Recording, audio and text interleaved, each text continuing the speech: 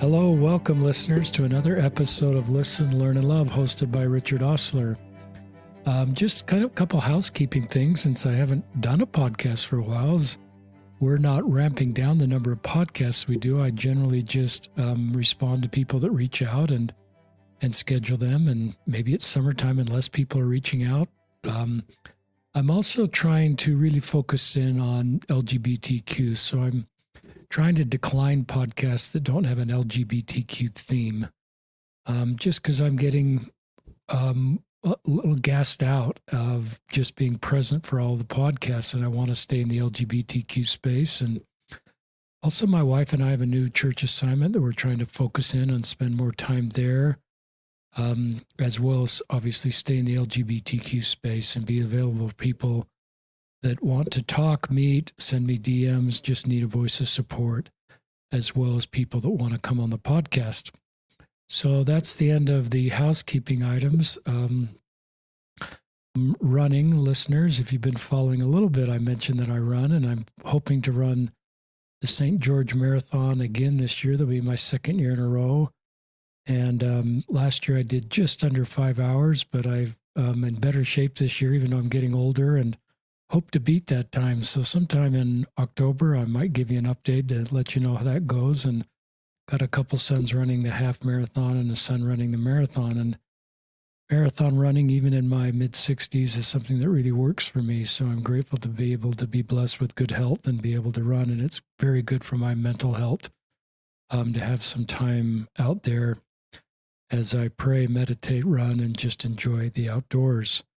So, end of housekeeping things. I'm going to introduce you to our guest. Our guest is Jessica Frew. Welcome to the podcast, Jessica. Yeah, thanks for having me. Richard, real quick, is this recording? I didn't see the little... It is. Yeah, because I'm not recording on Zoom. I didn't see it come up on my end. I'm not recording on Zoom. I'm recording on Adobe perfect. Edition. Good question. Okay, go ahead. Tell us how to spell your last name and how to say your last name. Yeah, my last name is Frew, Frew. It's an interesting one. Okay, well, we're going to call you Frew the rest of the podcast. Love it. Jessica is somebody that I met 5 years ago, episode 217, that we recorded, and Jessica shared the story of marrying her husband, Steve, and then Steve was always gay, but came out to gay to Jessica, and that marriage ended. And they're co-parenting what I believe is about a 15-year-old daughter, and Jessica has remarried Matt, and he's straight. And Jessica is really role modeled for me, maybe the first story I heard of trying to keep a family together and not, divide and sort of throw darts, and just recognize the complexity of everybody's journey and do her very best to keep this broader family together. And you've done great work, and you continue to be in this space, and we'll link to her Instagram. You have a gazillion Instagram followers, so people are really connected with your work. And you can update us on that story if you want to a little bit, but that's not really the focus of the podcast, especially if I got anything backwards. But we're here to talk about a new book Jessica wrote. It's called Shove Your Shoulds. And she'll talk more about that. The website to find more about that book is shoveyourshoulds.com. It's in pre-sale now, and if you're listening to this podcast after September 12th, it will be released. She's also a life coach, and maybe about 50 to 60% of her clients are in the LGBTQ space, whether they are LGBTQ, if they have spouse that LGBTQ. And you can reach her on their Instagram page that we will link in the show notes, as well as her website.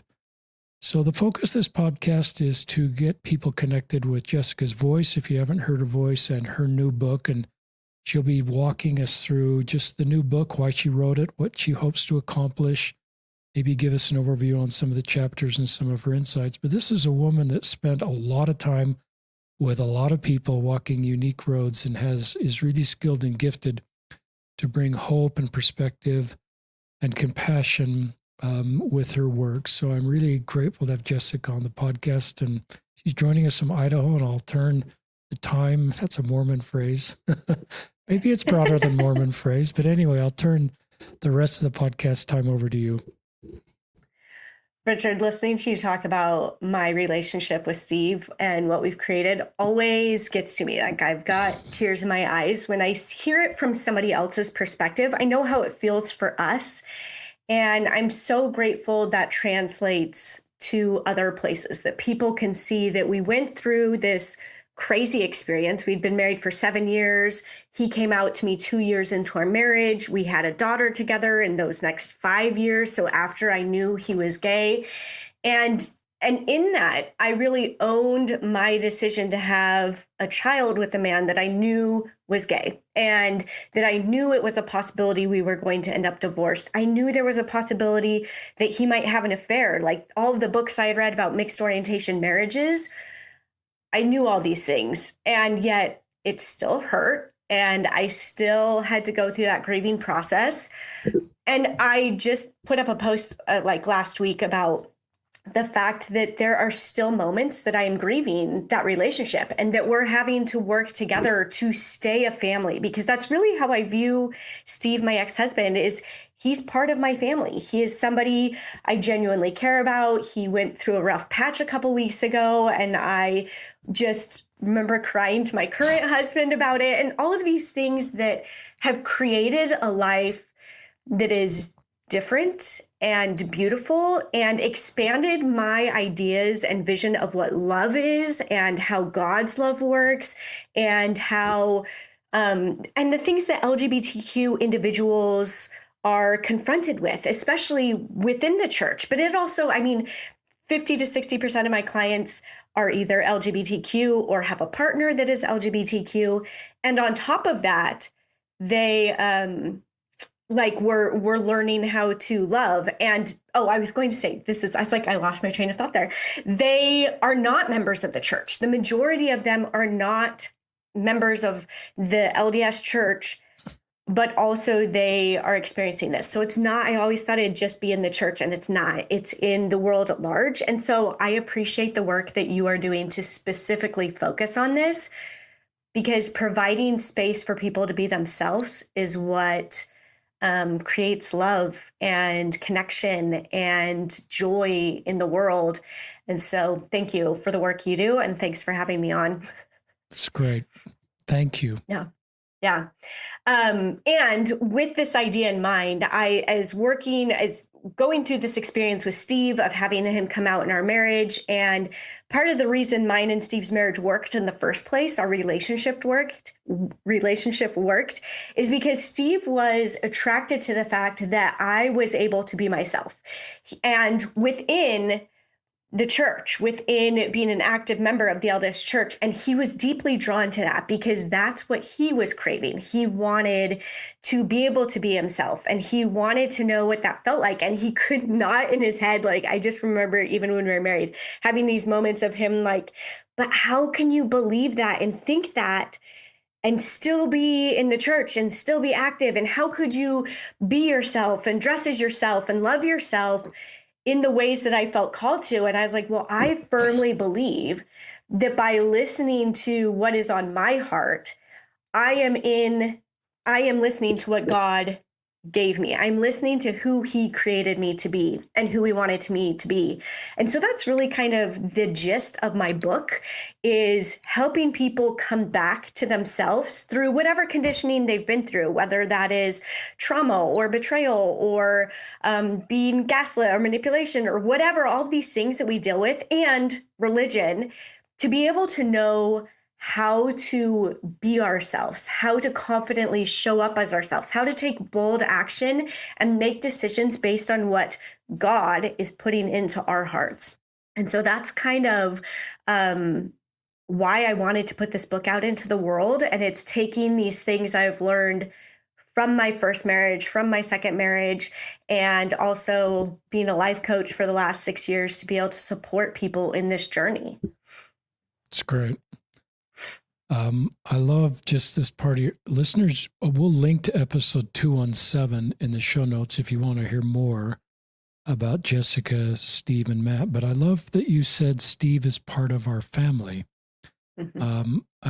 I'm thinking this is probably your worst nightmare, that, you know, your marriage ended, your husband came out as gay, but and you don't need it. We want to focus on the book, but sometimes I think of Apollo 13, where I've said this a lot on the podcast, where Apollo 13 is where kind of the worst case scenario happened. And then the mission commander stood up in front of everybody in that movie and said, "Excuse me, this is going to be our finest hour."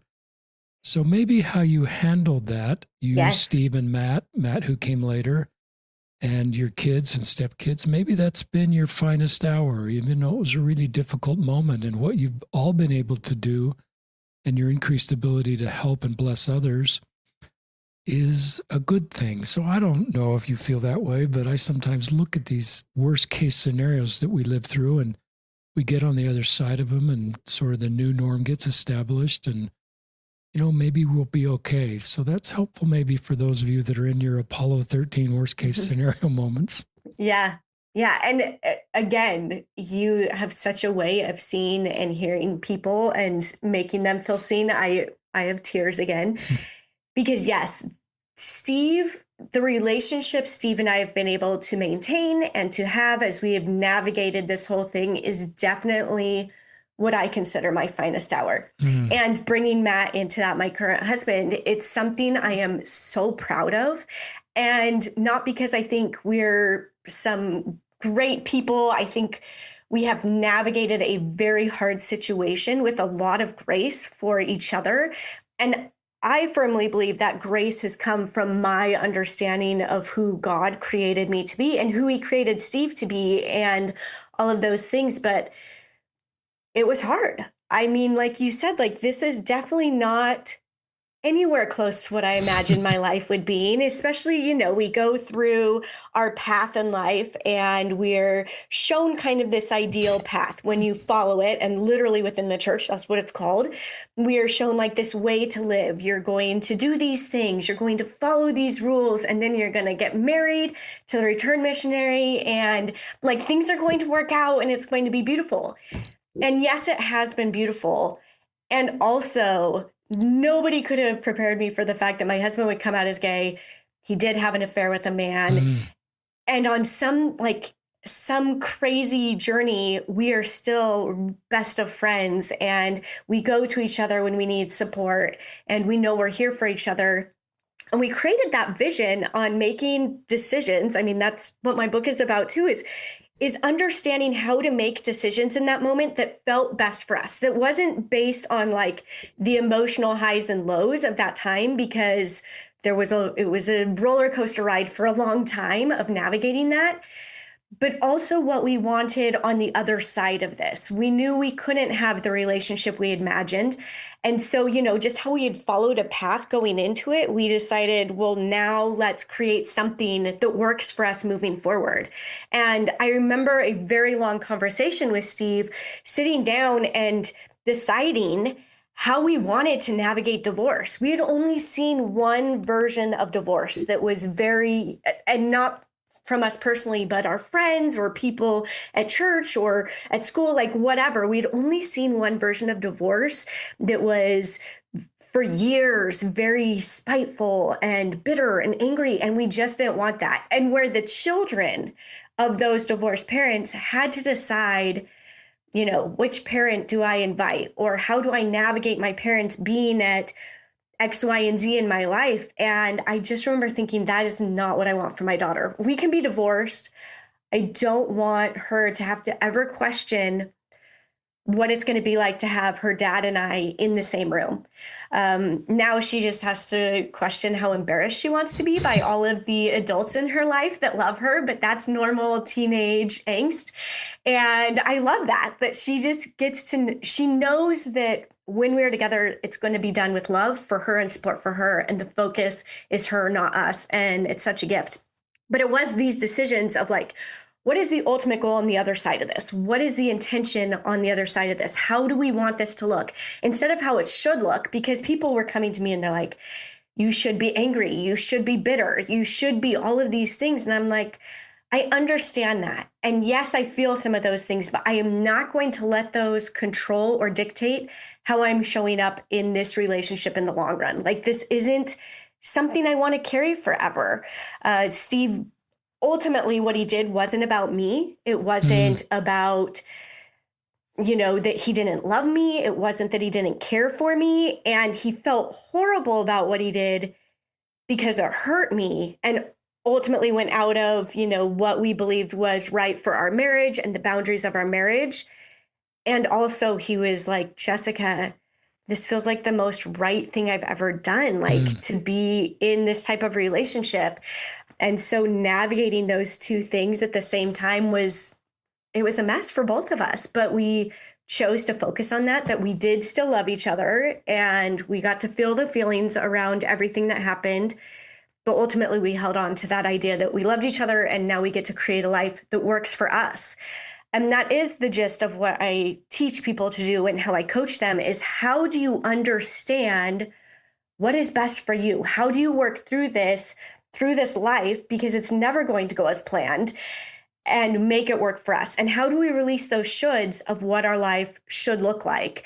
And I think about the LGBTQ community so deeply in that, because so many of them have not been given space to even imagine their life differently. I mean, that's why Steve and I ended up married, is because he didn't understand, he couldn't comprehend something different than what he'd been shown. And if we can create space within ourselves to love ourselves, to make decisions in a way that is best for us, to unshould our lives of what we believe our life should look like, we then transfer that to other people of, okay, I don't know how your life should look. I have no idea what is best for you because I am not you. And so when we give ourselves grace for that, we give others grace for that. And I just love seeing the trickle down effect of what happens with that. Super powerful, Jessica. One of the things that comes to mind, listeners, I'm listening to Jessica's, I like authors, but sometimes there's authors that come along that have so much life experience in the space they're writing about. It's not just theoretical and they're writing from an abstract standpoint, but it's sort of like practical because I've lived this life. I've walked this road and I've counseled like you work with a life coach with so many people you interacted with. So I'm thrilled you wrote this book. I've also, I don't want to talk too much, but I also wrote down some of the things I wish I'd done differently. When I heard a couple got divorced, I kind of wanted to find the villain in the story. Maybe that protected me, that if I could find the backstory of why a couple got divorced. I didn't particularly want to get divorced. My wife and I have never been close to divorce, but when you get married, you want to stay married. And so I think part of that mentality is I always kind of wanted to find the villain or the backstory. And I've recognized that's probably not helpful, that my job is just to love and support. Now, this is a family member. I sort of need, like, if you've honest about being in a relationship where there was infidelity from your former husband, then I need to sit with you and honor the pain of that, and not dismiss the reality of that pain. But I think sometimes we get in these bunkers of, maybe in-laws do this, and we kind of bunker up and protect our family member at the expense of the other. But maybe we can follow a little bit what Jessica and Steve and Matt have role modeled is, there's still pain and there's still infidelity. So you can't dismiss that, and you need to honor that and work through that. And a therapist may be helpful in the atonement, but you can reconstruct potentially a different relationship once you've kind of got through that pain and maybe some trust is reestablished. And I'm not a therapist or a life coach. Jessica is a life coach and knows how to do that in real life, but it's just an invitation for all of us to, not try to find the villain always in a divorce. Now, if you are a survivor of an abusive divorce, there's a villain in that, and you need to, I need to acknowledge that, and you need to acknowledge that. So I don't want to dismiss that side of the equation.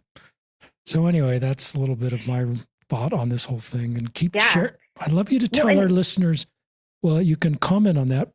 Plus, I'd love you to tell our listeners why you named this book the name you named it. Yes. Okay. I want to comment first on what you're saying, like that protection piece of, it makes me feel safe in my marriage or in my relationship if I can find a villain in theirs. And I think that's such a powerful thing to understand, because we feel protected in that. Oh, it's, and if they're this way, then I'm safe. Like my marriage is safe because we're not having affairs. We're not whatever. And like, yeah, sure. Some people have deemed Steve the villain in my story. And also some people have deemed me the villain in Steve's, and that's fine.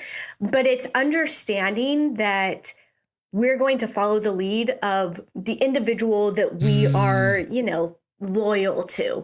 And I say that loosely in that term, like just by taking the side of somebody is a villain, like the ex is a villain, we disempower the individual who is on the other side of that. We keep them in victimhood when we do that. And that takes away our power. I remember when Steve and I first got divorced, one of his family members kept telling me how sorry they were that this happened. And I was like, you have got to stop telling me you're sorry. I understand where you're coming from and all of those things, but it is taking away my power in this situation. I made decisions to get myself to stay in this relationship, and I am going to own those. And I appreciate your sympathy, your empathy, but keeping the spiral of telling me you're sorry isn't serving me. And so they came back and they're like, okay, I can see that. I will stop. And I think speaking that as the individual in this situation, hey, this isn't helping me. You constantly talking negatively about my ex isn't helping me. So things to just be aware of in that. Follow the lead of the individual, ask what they need, talk to them in that moment. And yeah, just don't always seek the villain, because for so many people going through a divorce, that isn't helpful to many of us. And we don't want to villainize our ex often. It's just, they did this, it sucked, it hurt, and now I want to move on. And also, if we have kids together, I need to find a way to have them in my life. So how do I do that? I titled my book, Shove Your Shoulds, because of this whole idea of the way our life should look, and that it's been programmed into us. And at this point, I always talk about, I use my daughter as an example, because I think so many of us can relate to how we should on our kids.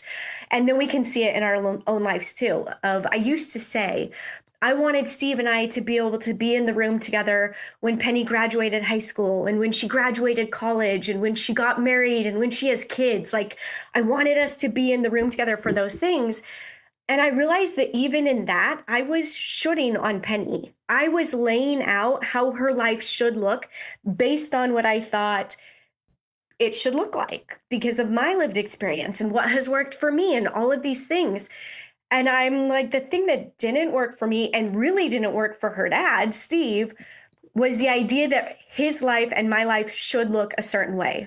And so I've released that. Even when I say I'll be oh, I hope, someday when you have kids and my grandkids, and I'm and also I will support you in whatever that looks like. If you don't have grandkids and don't want kids, I am here to support you in that. And if you do decide you want kids, I'm here to support you in that.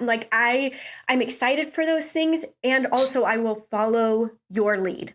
And so it's this idea of taking these shoulds, identifying them first and foremost in our lives. I give my clients a should challenge.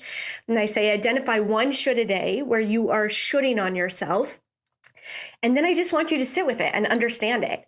And it's often things like, I should wear this outfit. I should do my hair this way. I should eat this food. I should be the parent that's in the classroom all the time. I should do this for church. I should whatever. And should is a form of judgment. With that word, we are placing just a little bit of judgment on ourselves, on our actions.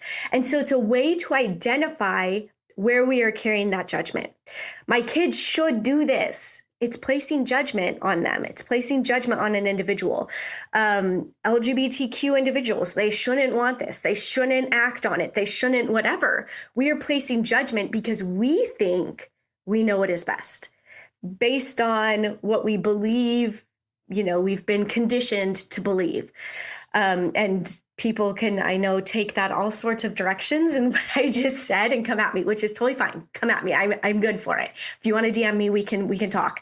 But I just think there's so much power of shoving those shoulds by simply acknowledging them and seeing the judgment that we're placing on ourselves and others by carrying those shoulds. and how it leads to disconnection from ourselves and therefore disconnection to other people. So we're just going to shove them out of the way. I have like a whole process. I lay it out in the book. It's very like tangible action steps that you can take to release this, so that you can move forward in a way that feels good for you. It's really helpful. As a parent, well, in a prior church assignment, my YSA assignment, I finally kind of got to the point where the YSAs would always ask for advice on what they should do. And I was the bishop, and sort of that's part of that role. And the longer I served in that calling, the less advice I gave and the more principles I taught. And I said, personal revelation is personal revelation. Agency is agency. You've got to make your own decision, and I'm going to walk with you, and you have to own that. It's between you and God. And I recognize my biases and my personal story and the way I made decisions and my whatever may influence them in a way that isn't consistent with the best outcome. They may then resent me because, this guy told me to do this and it didn't really work out, and worked out for him, but not for me. So I don't know if that's the same as what you're talking about, but as a parent, we've tried to do that a little bit more, especially with adult children. There's this, you would know this really well, Jessica. I mean, you kind of tell your kids what to do at a certain age, but then you kind of just let them have to be adults, and you still have kind of rules and stuff, but it's harder some way. But letting people write their own story and find their own way. I'll always invite people to follow church teachings, listeners, my LGBTQ friends. I think of, the gay men and women that I know, but I'll also say you've got to write your own story. You've got to self-determine your best path forward, and you got to do that without shame, with intention, which a life coach sometimes helps. And I will walk with you and leave all judgment about your decisions at the feet of the Savior. So that's how I kind of navigate the space that you're talking about. It's beautiful. And I think I love what you were saying, especially as a bishop, of recognizing that they are entitled to this personal revelation. And sometimes we just need to hear, it's okay to trust what you're feeling in your heart and in your soul, even when it looks like something different than what you had imagined for your life and what you had envisioned your life looking like, because we do have a pretty straightforward path that we've been shown. And so understanding that on a deep level then allows more connection to God. And it allows this deep understanding that I can trust who God created me to be and what my path is in this life. As a teenager, I remember going through this thing of like, am I just a rebellious teen? I was very straight edge. I kept I kept all the commandments. I didn't date till I was 16. I always wore like appropriate clothing. Like I was very concerned about keeping the rules.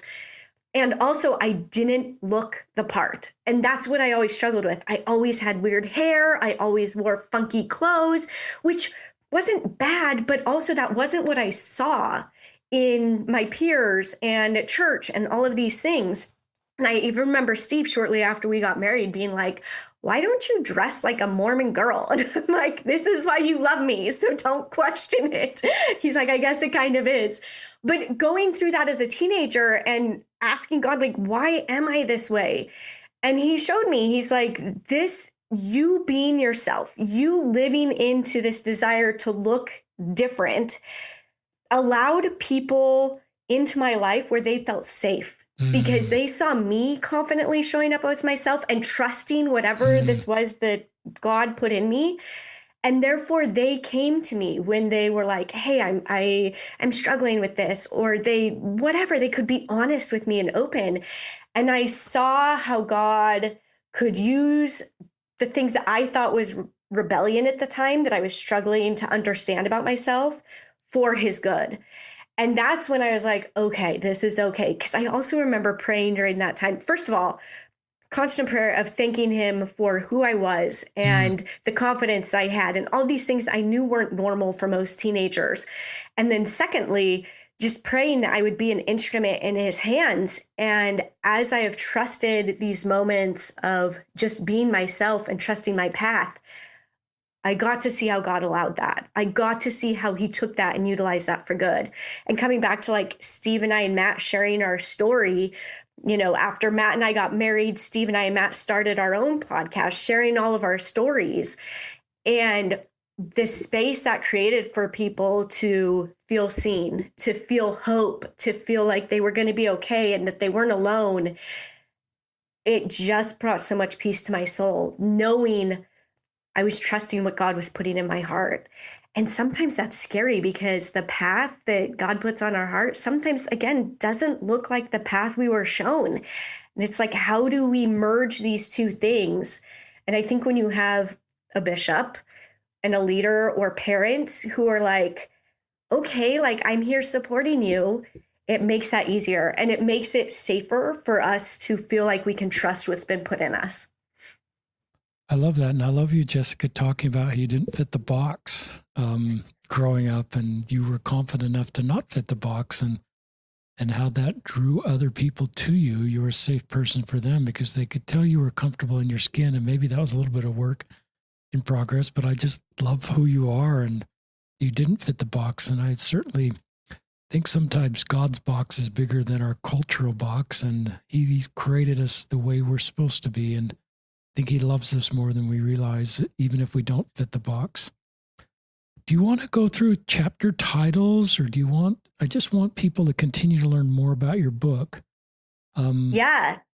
Or just give us more about your book. Yeah. Yes. So in this book, what you will kind of find, just so individuals know, is first of all, some of my own lived experiences. I don't share, our story is out there. You can go listen to all like 200 or 300 episodes of our podcast and hear Steve and I and Matt talk about it.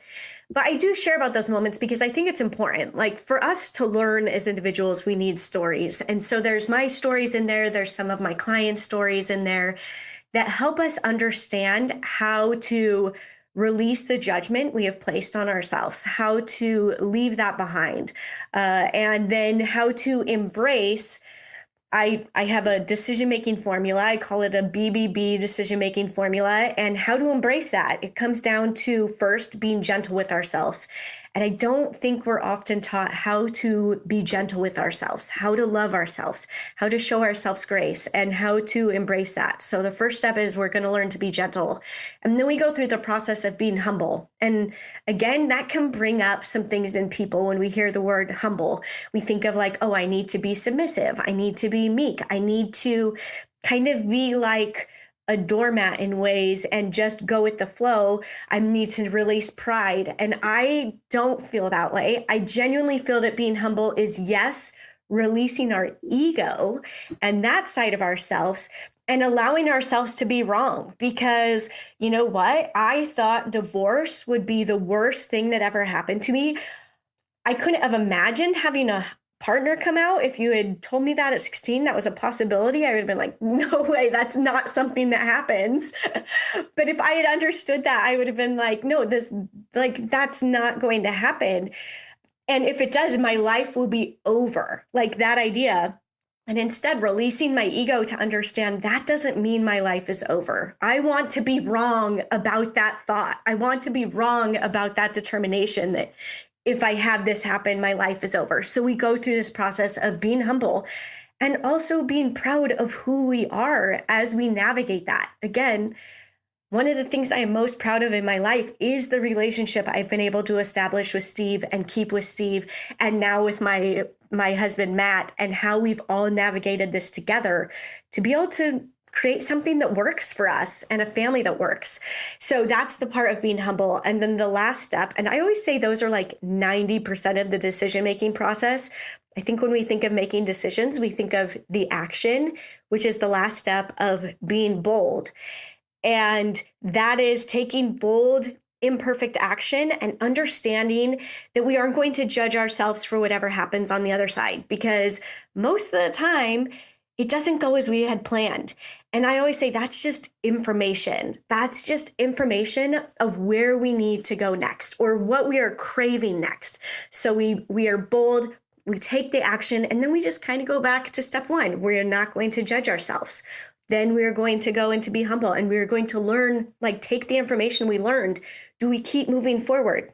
Or do we need to go a different direction? We have clarity then and confidence, because honestly, confidence doesn't come from researching or from overthinking or from asking every person in our life what we should do. It comes from action to develop that skill within ourselves of like, oh, I can trust what it is I feel is right and best for me. It's not going to be the worst thing in the world if I do. The world isn't going to end if I trust this next step that I took. Instead, I have the information I need to keep moving forward. So that's kind of the overview. I go into like 3 things that really keep us stuck after we go through this process. One of those really being the desire for proof. We really want proof that something is going on, or that our intuition is right, or that the revelation we are receiving is really the thing that we need. And instead, I think we got to take that leap of faith and act before we have the proof. The proof often comes later. It's really helpful. I love the title, Shove Your Shoulds. I just like that so much. I'm also just thinking of YSAs these days. You probably work with some, or just all of us as Latter-day Saints, that sometimes, we just don't feel whole and complete now. I think if God could talk to us, our older selves could talk to us, or eternal selves, once they get on the other side, and they could come and talk to us as now, or a busy mom that's trying to get everything done. And I just think we need to feel whole and complete now. Maybe that ties in a little bit of your work, but I've just felt so impressed that doesn't take progress off the table, listeners. It isn't eat, drink, and be merry because we're whole and complete now. I think it brings us to a position of strength and completeness and wholeness, whereas Sister Runia says our worth is set. Because we're divine children of heavenly parents. And I think we do better when we come to a position of strength and wholeness and completeness. And part of that is shoving our shoulds, probably, in this checklist. I've got to do all this stuff, and I never feel like I measure up, or I'm comparing myself to somebody else, or in so many ways that's possible. So I don't know if you got any thoughts on that. Yeah. Oh, for sure. And the intention behind this book, that is one way of putting it for sure, is like creating this wholeness within ourselves, releasing those checklists of what our life is, we've been told it should look like, so that we can understand what it actually needs to look like for us. Because maybe there is a checklist, but it's not the one we've been shown. Maybe there are things we want to accomplish, but it's not the one that we are comparing ourselves to. And comparison is a whole chapter in my book. Good. So yes, I love that you brought that up, because it is so huge. And when we come from a religion that has so many beautiful things in it, and we want everything promised within this religion, and there is also often a very clear checklist, whether it's stated or put into our own, subconscious by ourselves, whatever we internalize, however we want to take that. It is hard. It clouds how we are able to hear and feel God and the Spirit in our lives, and keeps us from feeling that wholeness that we get when we feel that of, okay, I can hear what he's saying, and this doesn't make sense maybe, or it doesn't feel right because I'm supposed to do this thing. I have this checklist here. I need to hit it. And so understanding how we can release the shame, the guilt that come along with those checklists that have been put in place allows us to feel whole. And in that wholeness, I think when we think of whole, like I think of like a pie, which I think we use a lot. We think, well, but then there's not space for anything else. There's not space. If I am whole on my own, if I am whole with who I am, there's not space for anybody else. And that's just not true. Like it just expands. It gets bigger. I need a different example than a pie, but there's just more room within us when we are whole. And I think, when we thinking of relationships, when we invite in somebody else who is whole, it expands and it creates a relationship where we get to feel seen and validated without them needing to like fill a piece of who we are for us to be happy and content. And that creates the most beautiful relationships we can have. And I believe that with our relationship with God and with Jesus Christ and with the Spirit, as we trust them to act and feel whole the ways they are showing us, we get this deep connection for what is next. Because then when we're whole, we're like, oh, we get to grow, we get to expand, we get to have more because we're ready for it. We're not trying to, the pieces are there. And it doesn't mean we're going to feel that way all the time. And that's okay. Like there are times where we're like, okay, I'm definitely missing something here. Something is out of place. But that's where the opportunity comes to listen and to learn and to love as we move forward, and trusting that. And so, yes, that is the intention of this book, is to create this feeling of wholeness so that we have the confidence to do the work we were created to do on this earth. It's beautiful. I'm excited to read your book. Thanks. Anything else you'd like to share with our listeners? I think that is all. That's great. Is your podcast still going? Should we link to your podcast in the show notes? Tell our listeners about your podcast if they're not aware of it.